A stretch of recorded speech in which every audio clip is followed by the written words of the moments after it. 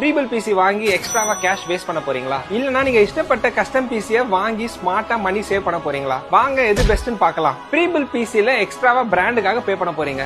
ஆனா custom PC each product நம்ம செப்பரேட்டா பே பண்றதுனால நோ எக்ஸ்ட்ரா எக்ஸ்பென்ஸ். பெஸ்ட் காம்பினேஷன்ல தான் பில்ட் பண்ணுவாங்க. ஆனா உங்களுக்கு ஒரு ப்ராடக்ட் பிடிக்கலனா நீங்க மாத்தவே முடியாது. ஆஹா, இவ்வளவு வேலை செஞ்சு மண்டை மேல இருக்க கொண்டே மறந்துட்டனடா.